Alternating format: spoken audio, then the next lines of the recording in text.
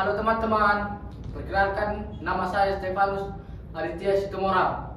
Pada kesempatan kali ini, saya akan menceritakan sebuah dongeng yang berjudul Indra Sakti.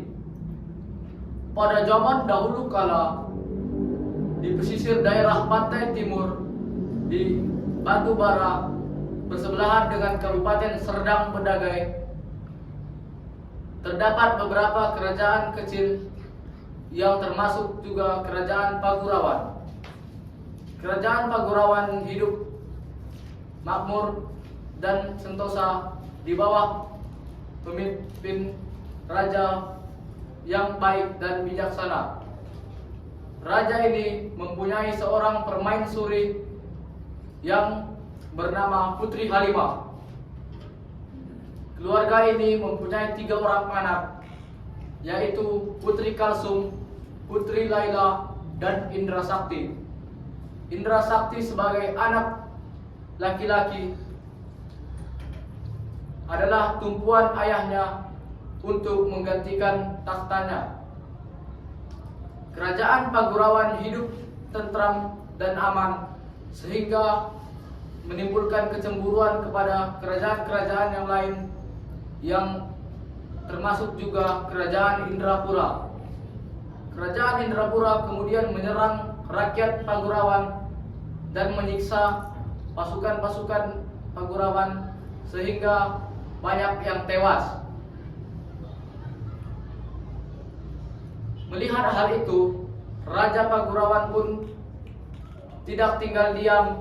Ia sempat menyembunyikan putra-putrinya dan berhadapan langsung dengan Indrapura. Namun kekuatannya tidak sepadan. Kerajaan Pagurawan takluk di bawah pasukan Indrapura.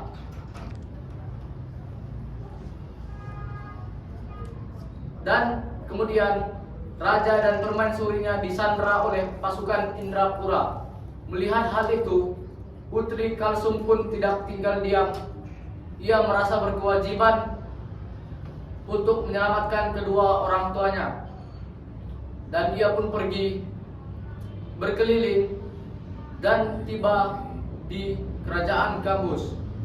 Ia tidak menemukan siapapun dan sanak-sanaknya di sana. Beruntung ia masih bertemu dengan seorang nenek yang lewat di situ, dan nenek itu pun menyapanya. Hendak kemanakah tujuanmu, cucuku?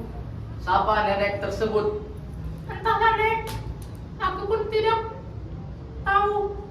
Aku tidak menemukan sanak saudaraku di sini yang mau menjamu. Karena merasa kasihan, nenek itu pun meminta agar Putri Kalsum tinggal di rumahnya.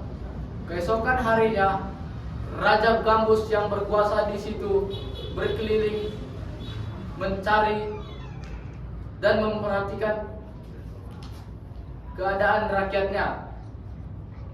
Di situ ia tidak sengaja melihat seorang gadis yang cantik jelita di rumah seorang nenek, dan ia pun tertarik pada pemandangannya itu. Dan ia pun menyuruh para pengawalnya untuk menyelidiki siapakah gerangan.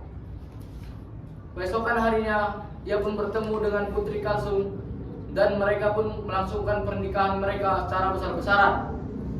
Putri Laila pun tidak tinggal begitu saja, dan ia berbuat seperti apa yang telah dibuat kakaknya.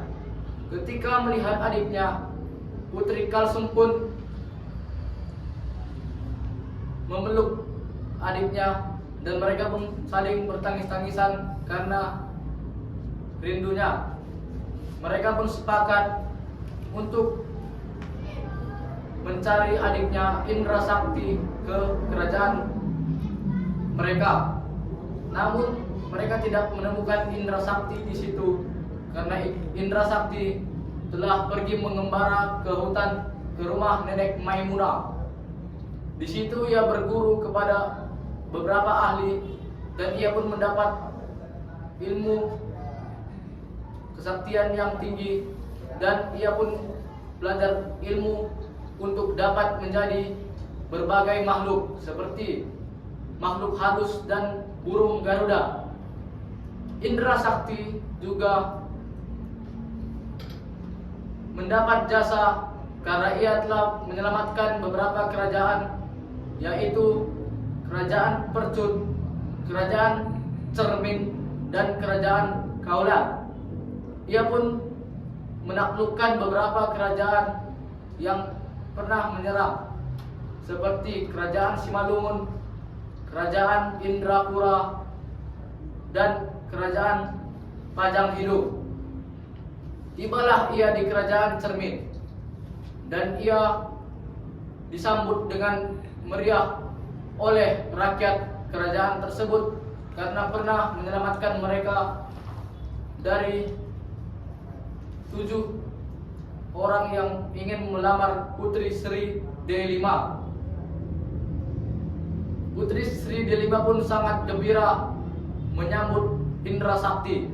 Namun sesuai dengan adat, Putri Sri Delima tidak boleh keluar dari kamar. Pada saat makan malam, Indra Sakti pun mengungkapkan isi hatinya kepada Baginda Raja di situ. Raja itu pun sangat senang dan menikahkan Putri Delima dan Indra Sakti. Pernikahan itu dilaksanakan dengan sebesar-besarnya dan sangat meriah. Bukan titik yang membuat tinta, tetapi tinta yang membuat titik. Bukan cantik yang membuat cinta, tetapi cinta yang membuat cantik. Singkat cerita, sayangnya konon pasangan Raja dan Permaisuri Sri Delima pun tidak dikaruniai keturunan. Namun mereka tetap hidup bahagia di kerajaannya sampai azal pun tiba. Sekian dan terima kasih.